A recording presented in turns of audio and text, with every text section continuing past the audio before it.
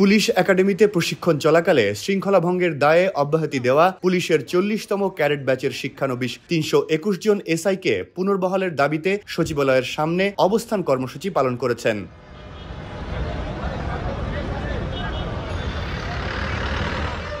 আজ রোববার সকালে তারা এই অবস্থান কর্মসূচি শুরু করেন।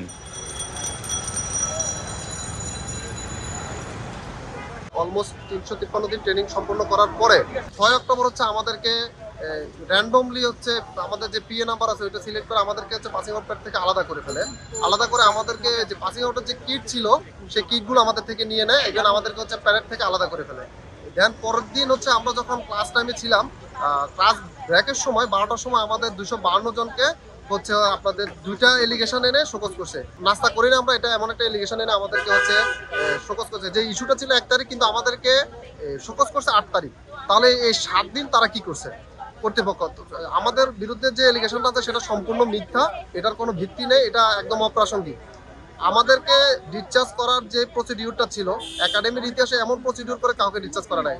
আমাদেরকে হচ্ছে 3 দিনের কারণ দর্শানোর নোটিশ দিয়ে জবাব চেয়ে আমাদেরকে পরদিনই বাধ্য করছে আমাদেরকে হচ্ছে শোকজের জবাব দেওয়ার জন্য। আমরা 1 দিনের মধ্যে আমাদের কাছে জবাব নিছে। ইভেন আমাদেরকে ওই 5 দিনের আমাদেরকে হচ্ছে পিএল ছুটি দিয়ে বাড়িতে পাঠাইছে। পাঠানোর পরে আমরা যখন যে সব বাড়িতে অবস্থান করছি ওইখানে আমাদেরকে ডিসচার্জ লেটার পাঠাই দিয়েছে। স্ব থানায়, এসপি অফিসে, রিজার্ভ অফিসে, পুলিশ লাইনে আমাদেরকে ডিসচার্জ লেটার পাঠাচ্ছে, যেটা পুলিশ ইতিহাসে বা একাডেমির ইতিহাসে সম্পূর্ণ বিরল। মানে এরকম কোনো ঘটনা নজির আর নাই একাডেমিতে। একই ঘটনাটা যদি হয়, মানে এরপরে আমরা প্রত্যেকটা আমাদের দপ্তর, স্বরাষ্ট্র মন্ত্রণালয়, স্বরাষ্ট্র সচিব, আইজিপি স্যার বরাবর স্মারকলিপি দিচ্ছি, আবেদন দিচ্ছি আমাদেরকে বহাল করার জন্য, কিন্তু আমরা কোথাও থেকে কোনো রেসপন্স, পজিটিভ রেসপন্স পাই না, কোনো ফিডব্যাক করে আমাদেরকে দেয় নাই। যেখানে আমাদের একাডেমিতে থাকার কথা, যেখানে আমাদের যোগদানের কথা, সেখান থেকে আমরা কোথাও কোনো জায়গায় আমরা ঠাই হয় নাই। আমাদের এই জন্য পুনর্বহালের দাবির জন্য আমরা এখানে আসছি। হয় আমাদের পুনর্বহাল নিক, নয় আমাদের তারা মেরে ফেলে।